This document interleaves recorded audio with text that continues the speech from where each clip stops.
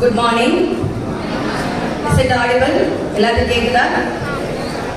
Voice at the back. Good morning. Okay. ரொம்ப நேரம் ma'am எடுக்க போறது கிடையாது.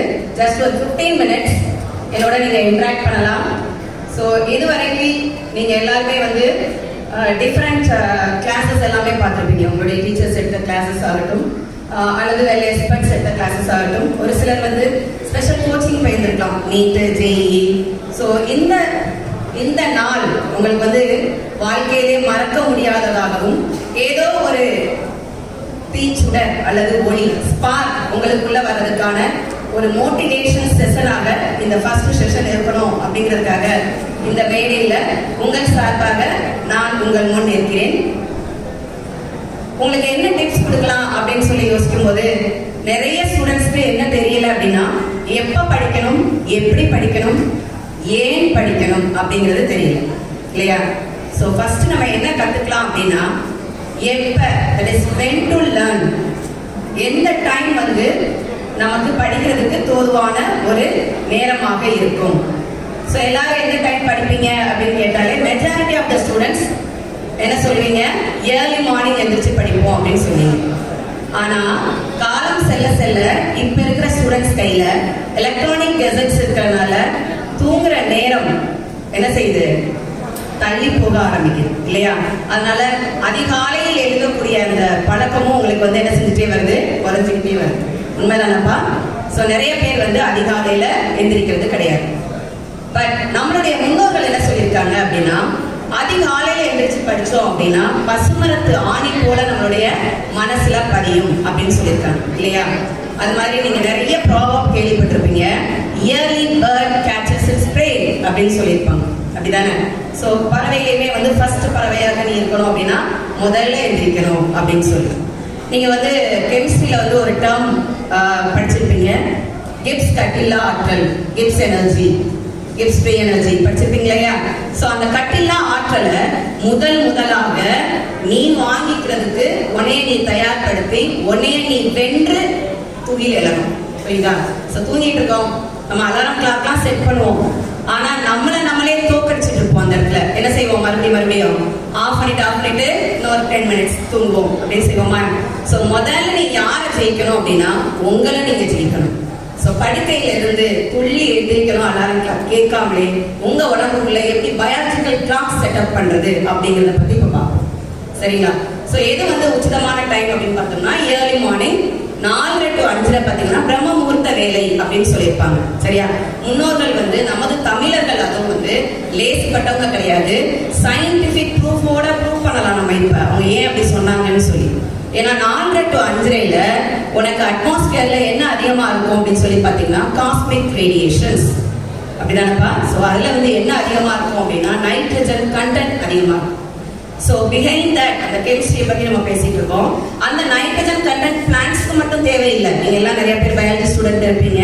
பிளான்ட்ஸ்க்கு முக்கியமா நைட்ரஜன் ஃபிக்சேஷன் அப்படிங்கிற ஒரு கான்செப்ட்ல நமக்கு என்ன தேவை, நம்ம சேர்க்கக்கூடிய ஃபர்டிலைசர் எல்லாமே ஃபைனலா நைட்ரஜனா மாறும்னு சொல்லி கேட்டிருப்பீங்க.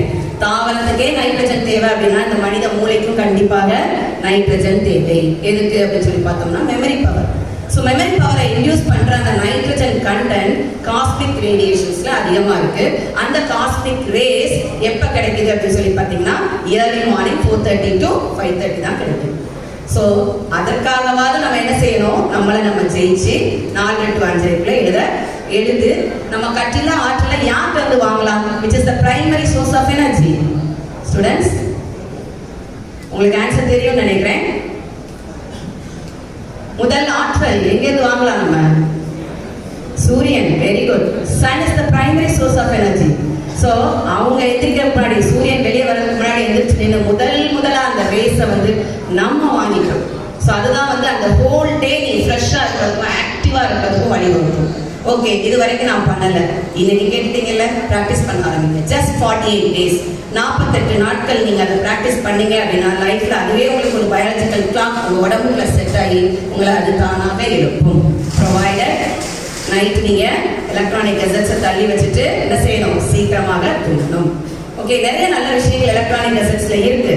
இருந்தாலும் ரொம்ப தொலைவில் இருக்கிறவங்க எல்லாம் நம்மளை வந்து பக்கத்துல காமிக்குது அப்படின்னாலும் நெருங்கிய பக்கத்துல இருக்கிறவங்கள நம்ம கவனிக்காம போகிறதுக்கும் எலக்ட்ரானிக் கெஜெட்ஸ் வந்து நமக்கு ஒரு நெகட்டிவ் பாயிண்டாக இருக்குதுன்னு சொல்லலாம். அப்படி தானே? ஸோ பக்கத்தில் இருக்கிறவங்கள மறந்துட்டு தொலைவில் இருக்கிறவங்களுக்கு நம்ம மெசேஜ் அனுப்பிக்கிட்டே இருக்கோம். ஸோ இதெல்லாம் கொஞ்சம் யோசித்து பாருங்க. ஸோ எந்த டைம் வந்து உச்சிதம் அப்படின்னு நான் சொல்லிட்டேன். இது வந்து ஒரு சிலருக்கு தகும். ரிமைனிங் 10% ஆஃப் ஸ்டூடெண்ட்ஸ்க்கு வந்து பார்த்தீங்கன்னா நைட் எனக்கு நல்லா வந்து ரொம்ப நேரம் எனக்கு வந்து ஸ்பெண்ட் பண்ண முடியுது, எனர்ஜெட்டிக்காக இருக்கேன் அப்படிங்கிறவங்க அப்படியே நீங்கள் வந்து மாற்றிக்கலாம். நைட் நீங்கள் ப்ரிப்பரேஷனாக ஆரம்பிங்க. ஸோ எப்போ இடத்துல தான் வந்து நிறைய ஸ்டூடெண்ட்ஸ் வந்து லேக்காக இருக்கீங்க, எப்படி படிக்கிறது அப்படிங்கிறதுக்கு சைக்காலஜிக்கலாக மேம் வந்து உங்களுக்கு ஒரு டிப்ஸ் தரேன். PQRS மெத்தட் கேள்விப்பட்டிருக்கீங்களா? PQRS மெத்தட் அப்படின்னா என்ன அப்படின்னு சொல்லி பார்ப்போம். ஃபர்ஸ்ட் ஒன் Pனா நம்ம ஒரு பேராகிராஃப் அல்லது உன்னுடைய குவாலிட்டி அதாவது பண்ணியாச்சு. வாட் நெக்ஸ்ட், அடுத்து என்னன்னு சொல்லி பார்க்கும்போது Qனா என்னப்பா? Qனா என்ன சொல்லி பார்க்கணும்? கொஸ்டின் பண்ணி பார்க்கணும். நம்ம படிச்சதை நம்மளே என்ன சொல்லி பார்க்குறோம்? கொஸ்டின் பண்ணி பார்க்கணும். பார்க்கும்போது நம்மளால பதில் செல்ல முடியுதா அப்படின்னு உடனே நீயே செல்ஃப் டெஸ்ட் பண்ணி பார்க்கணும். அது நிறைய பேர் பண்றது இல்லை. அடுத்த லெவலுக்கு ஜம்ப் பண்ணிடுவோம் இல்லையா? கொஸ்டின் கேட்கறதுக்கு ரொம்ப நேரம் ஆகாது, பதில் சொல்றதுக்கும் ரொம்ப நேரம் ஆகாது. அந்த கொஸ்டின்குள்ளேயே ஒரு ஏகப்பட்ட கொஸ்டின் கேட்கலாம். இப்போ உதாரணத்துக்கு கியூங்கிறது கொஸ்டின் சொல்லிட்டேன். நீங்க எல்லாருமே மோஸ்ட்லி +2 ஸ்டூடெண்ட்ஸா இருப்பீங்க. இப்போதான் ரீசெண்டா உங்களுக்கு வந்து 9வது பாடத்துல இருந்து கெமிஸ்ட்ரியில் ஒரு கொஸ்டின் வந்திருக்கும். எலக்ட்ரோஃபாரசிஸ் அல்லது நான் தமிழ்ல சொல்லணுமா? தமிழ்ல சொல்லுங்க பார்க்கலாம். அது என்னது? கேட்கல. எலக்ட்ரோஃபாரசிஸ் மின்முனை கவர்ச்சி. மின்முனை கவர்ச்சி என்றால் என்னன்னு கேள்வி கேட்கிறாங்கன்னு வச்சுக்கோங்க. நீங்க என்ன பதில் சொல்லுவீங்க? மின்னோட்டத்தை செலுத்தும் போது கூழ்ம துகள்கள் மின்முனையை நோக்கி நகரும் செயல்முறை தான் எனது மின்முனை கவர்ச்சி.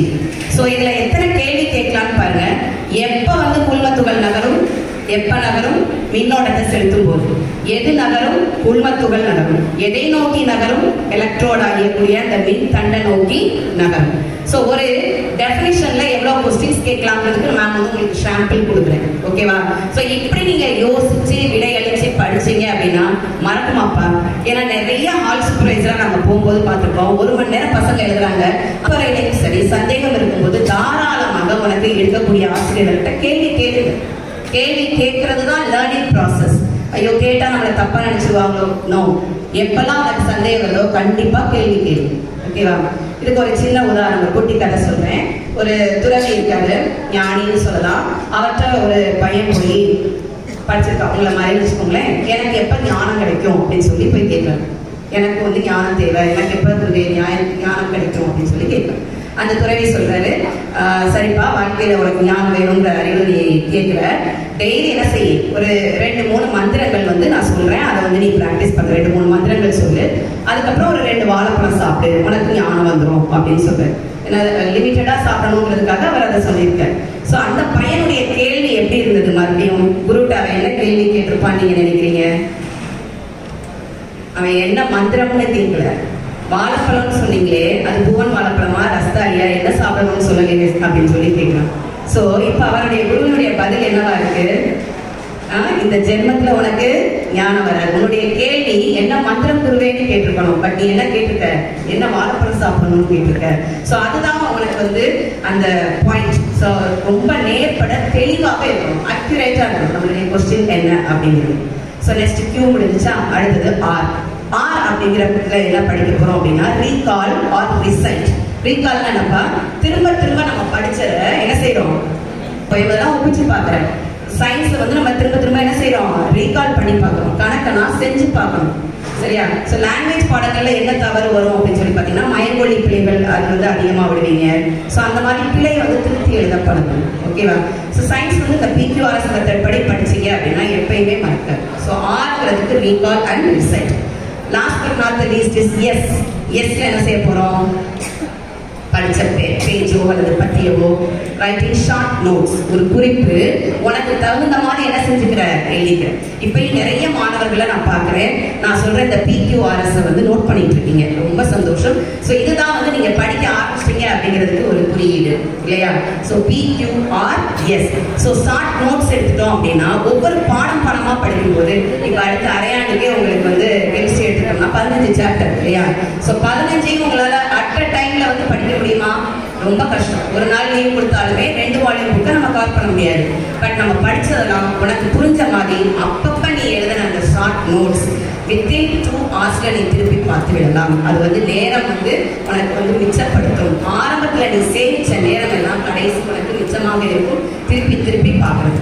ஸோ இந்த PQRS டெக்னிக்கை கண்டிப்பாக ஃபாலோ பண்ணீங்க அப்படின்னா பரீட்சையில் உனக்கு மறதி அப்படிங்கிறதே இருக்காது. ஓகே, இது ஒரு சைக்காலஜிக்கல் டிப்ஸ். ஓகே, வாழ்க்கையில் நம்ம சக்ஸஸாக இருக்கணும் அப்படின்னா இந்த எஸ்ல இருந்தே ஆரம்பிப்போம். 3 எஸ் கண்டிப்பாக வேணும். ஸோ 12th முடிச்சிட்டிங்க, அதுக்கப்புறமும் நான் வந்து வாழ்க்கையில் சக்சீடாக இருக்கணும் மேம் அப்படின்னா 3 எஸ் வேணும். என்னென்ன அந்த எஸ் அப்படின்னு பார்க்கும்போது ஃபர்ஸ்ட் ஒன் செல்ஃப் கான்ஃபிடன்ஸ். யார் உனைய நம்பாட்டினாலும் நீ உனைய என்ன செஞ்சாகணும், கண்டிப்பாக நம்மளுக்கு என்னால் முடியும். ஸோ எதை நோக்கி நீ பயணிக்கிறையோ அதை நோக்கி நீ போகணும் அப்படின்னா உனக்கு என்ன முக்கியம் அப்படிங்கிற self confidence. That will be your first S.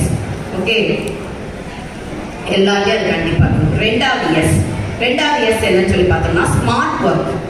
என்ன மேம் எங்கள் ஸ்கூல்லலாம் வந்து ஹார்ட் ஒர்க் பண்ணணும் அப்படின்னு சொல்லிட்டாங்க, நீங்கள் ஈஸியாக ஸ்மார்ட் ஒர்க் சொல்லிட்டீங்க அப்படின்னா நம்மளுடைய காலம் அப்படி இருக்கு. ஹார்ட் ஒர்க் பண்ணுற ஸ்டூடெண்ட்ஸை விட ஸ்மார்ட் ஒர்க் பண்ணுற ஸ்டூடெண்ட்ஸ் தான் அதிகமாக வாழ்க்கையில் ஜெயிக்கிறாங்க. ஸோ ஸ்மார்ட் ஒர்க்குங்கிறது என்ன அப்படின்னு சொல்லி பார்த்தீங்கன்னா விழுந்து முதினா சொல்லுவாங்க நூக்கணக்கான பேஜர் படிக்கணும், அப்போதான் நீ வந்து சென்டம் வாங்க முடியும்னு சொல்லி. அப்போல்லாம் ப்ளூ பிரிண்ட் இருந்துச்சு. ப்ளூ பிரிண்ட் இருக்கும் போதே என்ன சொன்னாங்க, நூக்கன் கார்னர் படிக்கணும். பட் இப்போ வந்து நமக்கு நூக்கன் கார்னர் படிக்க வேண்டாம். இதெல்லாம் வந்து இம்பார்ட்டன்ஸ். எப்பெல்லாம் வந்து கேள்வி வரும், எப்பெல்லாம் நம்ம short cut methods competitive exam நீ அட்டன் பண்ணணும் அப்படின்னா நமக்கு வந்து வித்தின் அந்த ஸ்டிப்புலேட்டட் டைம்ல உனக்கு மேனிபுலேட் பண்ணி எல்லா ப்ராப்ளம்ஸையும் செஞ்சு ஆன்சர் கொண்டு வரணும் வித்தின் அ டைம். அந்த கால்குலேட்டிவ் டைம் நீ ரீச் பண்ணணும் அப்படின்னா உனக்கு கண்டிப்பா என்ன வேணும், ஸ்மார்ட் ஒர்க் தான் வேணும். ஓகே, அது ரெண்டாவது எஸ். மூணாவது எஸ் என்னவா இருக்கும், சாஃப்ட் ஸ்கில். சாஃப்ட் ஸ்கில் என்ன, சாஃப்ட் ஸ்கில் அப்படிங்கிறப்போ உனக்கு கம்யூனிகேஷன் முதற்கொண்டு சாஃப்ட் ஸ்கில் தான். ஸோ வெறுமனே கிளாஸ்ல கம்முன்னு இருந்தால் ஒன்றுமே முடியாது. ஸோ வாய்ப்பினை இல்லாட்டினாலும் என்ன செய்யணும், வாய்ப்பினை ஏற்படுத்திக் கொள்ளணும். ஸோ எங்கெல்லாம் வந்து உனக்கு ஸ்டேஜுக்கான போர்ட்டல் கிடைக்குதோ அல்லது கிளாஸ்ல ஒரு ரெப்ரஸன்டேட்டிவா நீ பேசணுமோ அந்த வாய்ப்பை எடுத்து உன்னுடைய கம்யூனிகேஷன் ஸ்கில்லை வந்து நீ டெவலப் பண்ணிக்கணும். அப்பதான் சமுதாயத்தில் நீ ஜெயிக்க முடியும். ஸோ பயந்து உட்கார்ந்துக்கிட்டே இருந்தோம் அப்படின்னா கண்டிப்பா வாழ்க்கையில சக்சஸ் கிடையாது. ஸோ அப்துல் கலாம் சார் சொல்லியிருப்பார், உங்களுக்கு எல்லாம் பிடிச்சிருக்கும்னு நினைக்கிறேன். எல்லா ஸ்டூடெண்ட்ஸுடைய ரோல் மாடல் வந்து டாக்டர் APJ அப்துல் கலாம். அவர் சொல்லியிருக்கார், வாய்ப்பிற்காக காத்திருக்காதீர்கள், வாய்ப்பினை உருவாக்குங்கள். ஸோ எங்கெல்லாம் வந்து நமக்கு சான்சஸ் இருக்கு அப்படின்றத தேடி போய் எழுதணும் பரீட்சை.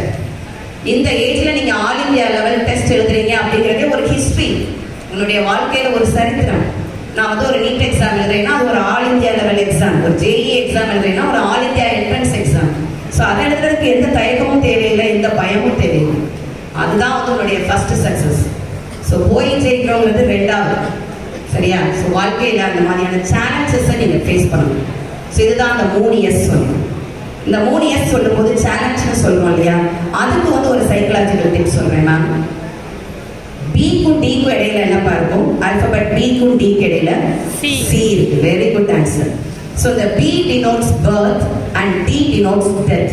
மனுஷனுடைய பிறப்புக்கும் இறப்புக்கும் இடையில தான் என்ன இருக்கு, C. இந்த Cங்கிறத நிறைய பேர் நல்லா பயன்படுத்துறேன்னு வச்சுக்கேன், வாழ்க்கையில நீ தான் உயர்ந்த இடத்துல இருப்ப. ஸோ Cங்கிறது என்ன, சாய்ஸஸ் ஆர் சேலஞ்சஸ். சேலஞ்சஸ் உனக்கு முன்னாடி வரக்கூடிய அனைத்து சேலஞ்சையும் ஃபேஸ் பண்றதுக்கான கட்ஸ் உன்கிட்ட இருக்கணும். சாய்ஸஸ் தெளிவாக முடிவெடுக்கக்கூடிய டிசிஷன் நீ அதான் இருக்கும். இப்போ சொல்றத எல்லாம் கேட்டுக்க, சரியா? ஆனா முடிவு உன் கையில இருக்கு.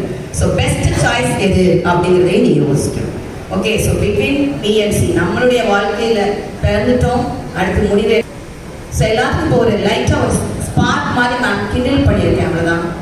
ABCD, அதாவது நம்ம ABCD வரக்கூடிய அந்த BD பத்தி பார்த்துருக்கோம், PQRS பார்த்துருக்கோம், 3 எஸ் பத்தி பார்த்தோம். அடுத்ததாக ஒரு ஆல்பபெட் சைக்காலஜிக்கல் டிப்ஸ் 3 P நீ வந்து வாழ்க்கையில நினைச்சு வச்சுக்க, அதை நீ ஃபாலோ பண்ணிட்ட அப்படின்னா அதுவும் ஒரு சக்சஸ் தான். நம்பர் 1, இவ்வளோ டிப்ஸ் சொன்னோமே, இதெல்லாம் கடக்கணும் அப்படின்னா அவ்வளவு எளிது கிடையாது. நம்பர் 1 P என்ன தேவை அப்படின்னா பேஷன்ஸ். என்னப்பா, பொறுமை. ஸோ இந்த டெஸ்ட்ல நீ மார்க் வாங்காம இருக்கலாம், ஆனால் அடுத்த டெஸ்ட்ல உன்னால முடியும். அப்ப அந்த பேஷன்ஸ் அப்படிங்கிற அந்த பொறுமையை நீ இழக்கக்கூடாது. நம்பர் 2 பெர்சிவரன்ஸ் என்னப்பா, விடாமுயற்சி. ஒரு தடவை முயன்று தோற்றால் கூட மீண்டும் எழுந்து மறுபடியும் முயற்சி செய்யக்கூடிய அந்த பெர்சிவரன்ஸ் உன்கிட்ட இருக்கணும். Third 1 passion. உன்னுடைய பேஷனே உன்னுடைய ஜாப்பா இருந்துச்சுன்னா அதை விட சந்தோஷம் வாழ்க்கையில் எதுவுமே இருக்காது. அப்படிதானே? ஸோ எல்லாத்துக்கும் ஒரு பேஷன் இருக்கும் இல்லையா? எனக்கு வந்து teaching is my passion. So அதுதான் இப்போ என்னுடைய தொழிலும் கூட. ஸோ அதை நான் வந்து ரொம்ப ரசனையோடு செஞ்சுட்டு இருக்கேன். அப்போ எனக்கு எந்த ஒரு ஸ்ட்ரெஸ்ஸும் கிடையாது. பிடிக்காத ஒரு வேலையில நீ மனசை திணிச்சு உன்னை வேலைகளை படுத்திக்கிட்ட அப்படின்னா அது மாதிரி கஷ்டம் எதுவுமே இல்லைன்னு சொல்லணும். ஸோ எந்த ஒரு ஒர்க்காக இருந்தாலும் இஷ்டப்பட்டு செய்யணும், இன்க்ளூடிங் லேர்னிங். படிக்கிறது முதற்கொண்டு கஷ்டம் சொல்லி நீ ஒதுக்கிட்டே இருந்தேன்னா அது கஷ்டமாக தான் இருக்கும். அப்படின்னா அதில் கஷ்டம் ஒரு தடவை வரலையா, 2வது தடவை முயற்சி செஞ்சுப்பாரு, 3வது தடவை வாசிச்சுப்பாரு. இஷ்டப்பட்டு படிக்க ஆரம்பி, கஷ்டப்பட்டது எல்லாமே ஈஸியாக மாறும். சரிங்களா? ஸோ இது வந்து 3வது ஆல்பபெட்டிக்கல் டிப்ஸ். ஸோ எப்படி படிக்கணும்னு சொல்லிட்டோம், எப்போ படிக்கணும்னு சொல்லிட்டோம். அடுத்ததாக இதுக்குள்ள போவோம், ஏன் படிக்கணும். அப்போ நான் வந்து நல்லா படிச்சுட்டேன், ஆனால் எக்ஸாம் டைமில் போகும்போது எனக்கு கொஞ்சம் ஃபியர் இருக்குது மேம். ரொம்ப வந்து நான் படிச்சதை மறந்துடுறேன். அந்த ஃபியரை வந்து எப்படி நம்ம வந்து அவாய்ட் பண்ணணும், ரொம்ப தெளிவாக இருக்கும். ஒரு சில பார்த்தீங்கன்னா கடைசி நிமிஷம் வரைக்கும் பெல் அடிக்கும் போது நீங்கள் ஹாலுக்குள்ள போங்கன்னு சொல்லுவாங்க. லாஸ்ட் மினிட் வரைக்கும் புக்கை வந்து திருப்பி பார்த்துட்டே இருப்பீங்க. எத்தனை பேர் அப்படி இருக்கீங்க? லாஸ்ட் மினிட் வரைக்கும் நான் வந்து புக்கை கையில் வச்சாதான் எனக்கு கான்ஃபிடென்ட்டாக எழுத முடியும். எல்லாம் போய் சொல்றீங்க, ஒரு சில கைகள் தான் உயருது. எஸ் பாருங்க, 50% மேல லாஸ்ட் மினிட் வரைக்கும் நீங்க ப்ரிப்பேர் பண்றீங்க. Thank you, hands down yes students. So last மினிட்ல அந்த ஒரு கொஸ்டினை படிச்சுட்டு போவீங்க. கொஸ்டின் பேப்பர் அது வரலன்னு வச்சுக்கிறேன், அது உங்களுக்கு ஒரு பெரிய டிசப்பாயின்மெண்ட்டாக இருக்கும். நம்ம லாஸ்ட் மினிட்ல படித்த கொஸ்டின் வரல, மிஸ் இம்பார்ட்டன்ட்னு சொன்ன கொஸ்டின் வரல, இது எல்லாமே ஒரு டிசப்பாயின்மெண்ட்டாக வாழ்க்கையில். கேள்வித்தாள் எப்படி வரும்னு ஓரளவுக்கு நம்ம யூகிக்க தெரியும். புரியுதா? இதெல்லாம் வரும் அப்படின்னு நம்மளுடைய இன்ட்யூஷன் சொல்ற மாதிரி நம்ம ஏற்கனவே படிச்சு வைக்கணும். அப்ப நீங்க PQRS மெத்தட்ல படிச்சு நீ ரெடி ஆன அப்படின்னா லாஸ்ட் மினிட் வரைக்கும் ப்ரிப்பரேஷன் தேவையில்லை. நானும் உங்களுடைய பருவத்துல ஸ்கூலுக்குள்ள என்ட்ரு ஆகும்போது என்னுடைய ஃப்ரெண்ட்ஸ் வந்து ஜோவியெல்லாம் சொல்லுவாங்க, அங்க பாரு பின்னாடி ஒரு ஒளிவட்டம் தெரியுது பாரு. ஏன்னா புக்கே கொண்டு போக மாட்டேன் எக்ஸாம். ஸோ ஒரு ஹேண்ட்பேக் மட்டும்தான், பரீட்சைக்கு தேவையானது மட்டும்தான் எடுத்துட்டு போறது. ஸோ லாஸ்ட் மினிட் ப்ரிப்பரேஷன் இருக்கவே இருக்காது. பிகாஸ் அந்த கான்ஃபிடென்ட் எனக்குள்ள இருக்கும், என்னால் முடியும், நான் படிச்சதை வச்சு தான் எழுத போறேன். அந்த கடைசி ஒரு நிமிஷம் படிச்சு அது வரல அப்படிங்கிற டிசப்பாயின்மெண்ட் எனக்கு இருக்கவே இருக்காது. வீட்லேயே நான் வந்து மைண்ட் செட் பண்ணிட்டேன், நான் படிச்சதுதான் எனக்கு வரப்போகுது, நான் படிச்சதை நான் எழுத போறேன். So be like that. So set ஆகும். உங்களுடைய மைண்ட் செட் தான் ரொம்ப ரொம்ப முக்கியம். உங்களுடைய சப்கான்சியஸ் லெவல், மைண்ட் லெவலுக்கு நீ உள்ள இறங்கி உன்னால முடியும் அப்படிங்கிற நம்பிக்கையை நீ உனக்குள்ள கொடுக்கும். அப்ப எல்லாமே வந்து என்னதான் சாத்தியம். ஓகே. ஸோ ஒரு நாளை வந்து பிகின் பண்ணுறதும் சரி, எண்ட் பண்ணுறதும் சரி, ஒரு சாலிப்ரேஷனோட, ஒரு கிராட்டிடியூடோட, ஒரு 4 பேருக்கு who are the creator of the world, Mata. So அவங்களுக்கு உடைய கிராட்டிடியூட் அண்ட் ரெஸ்பெக்ட் கண்டிப்பாக போய் சேரணும். அதுதான் வந்து இந்த யூனிவர்ஸ் வந்து ஃபுல் ஆஃப் பிளெஸிங்ஸ். ஸோ இந்த யூனிவர்ஸ்ல இருந்து நீ அந்த பிளெஸிங்ஸை வாங்கணும் அப்படின்னா, அதை நம்ம வந்து ரெசிப்ரேட் பண்ணணும் அப்படின்னா அந்த கிராட்டிடியூட் உனக்கு இருக்கணும். நம்மளை படைச்சவங்களுக்கு மேலே உள்ள கிராட்டிடியூட் இருக்கணும். ஓகே. அடுத்ததாக இப்போ எப்படி படிக்கலாம்லாம் சொல்லிட்டோம். என்னால் கான்சென்ட்ரேட் பண்ண முடியல. படிச்சுட்டே இருக்கும்போது நான் 1 மணி நேரம் கூட என்னால் வந்து அப்படியே ஃபோக்கஸ்டாக படிக்க முடியல அப்படின்னா ஒரு டெக்னிக் சொல்லித்தரேன். Pomodoro technique. பொமோடோரோ அப்படின்னா க்ரீக்கில் வந்து அண்ட் இட்டாலியில் வந்து தக்காளின்னு சொல்லி பேர். டொமேட்டோ மாதிரி ஒரு ஸ்டாப் கிளாக் ரெடி பண்ணி வச்சுக்குவாங்க. அது வந்து 20 மினிட்ஸ்க்கு ஒருக்கா வந்து அது என்ன செய்யும், அலாரம் அடிக்கும். ஸோ நீ மைண்ட் செட் பண்ணிக்கணும், 20 நிமிஷம் எந்த டிஸ்டர்பன்ஸும் கிடையாது, 20 மினிட்ஸ் எந்த டிஸ்டர்பன்ஸும் கிடையாது. நீ படிக்கக்கூடிய அந்த 1 பேஜை தரோவாக படிக்கிற. மேம் சொன்ன இப்போ டிப்ஸ் படி, PQRS டெக்னிக் படி தரோவாக படிக்கிறீங்க. 1 பேஜ் எவ்வளோ நேரம் ஆகுது? 20 minutes. You take your own time. After 20 minutes alarm அடித்த உடனே நம்ம என்ன செஞ்சிடும், அடுத்த நிமிஷம் ஒரு 5 மினிட்ஸ் பிரேக். அந்த 5 மினிட்ஸ் பிரேக்கில் உனக்கு தேவையான மியூசிக்கை கேட்கலாம், இல்லை ஸ்நாக்ஸ் சாப்பிடலாம், எழுந்து ஒரு வாக் நடக்கலாம், மறுபடியும் உன்னுடைய பிளேஸ்னு சொல்லி ஸ்டடி டேபிள்னு ஒன்று லொக்கேட் பண்ணியிருப்போம் இல்லையா, அதில் மீண்டும் வந்து உட்காரணும். மறுபடியும் அதே மாதிரி 20 மினிட்ஸ் செட் பண்ணிட்டு அதே 20 மினிட்ஸில் ஒரு பிரேக் எடுக்கணும். இதுக்கு பேர் தான் பொமோடோரோ டெக்னிக். இது வந்து நிறைய ஸ்டூடெண்ட்ஸ் ரிசர்ச் பண்ணியிருக்கோம், நல்ல ஒரு ரிசல்ட் கிடைச்சிருக்கு. ஸோ நீங்களும் பயன்படுத்துங்க அந்த டெக்னிக்கை. ஏன் கேட்டீங்க அப்படின்னா, நம்மளுடைய ஸ்பேன்னு சொல்லுவோம் இல்லையா, அது வந்து ஜஸ்ட் வந்து 5 மினிட்ஸ் தான். ஓகே, அந்த 5 to 20 மினிட்ஸ் தான் அதனுடைய அட்டென்ஷன் ஸ்பேன். ஸோ அதுக்குள்ளே நம்ம என்ன செஞ்சிடணுமா, அதை படித்து முடிச்சு வச்சுருக்கணும். இதுக்கு பேர் தான் இந்த டெக்னிக் பொமோடோரோ. நம்ம சொன்ன எழுச்சிகள் எல்லாம் உனக்கு புரிஞ்சிருக்குன்னு நினைக்கிறேன். இப்போ ஃபைனலாக சாய்ஸை வந்து நான் உன் கையில் விடுறேன். இந்த வேர்ல்டில் வந்து ஒரு லெஜெண்டாக இருக்க போறியா, இல்லை ஒரு ஆர்டினரி பர்சனாக இருக்க போறியா அப்படிங்கிறது வந்து உன் கையில் தான் இருக்குது. பீயிங் லிஜெண்டா இருக்கணும் அப்படின்னா நம்ம சொன்ன டிப்ஸ் எல்லாம் ஃபாலோ பண்ணுங்க. இல்ல லியோல வர மாதிரி I am an ordinary person அப்படின்னு சொல்லி போனேன் அப்படின்னாலுமே அதுலேயும் கடைசி வார்த்தை என்ன வரும்? Peace loving soul. So all the best dear students. Thank you very much.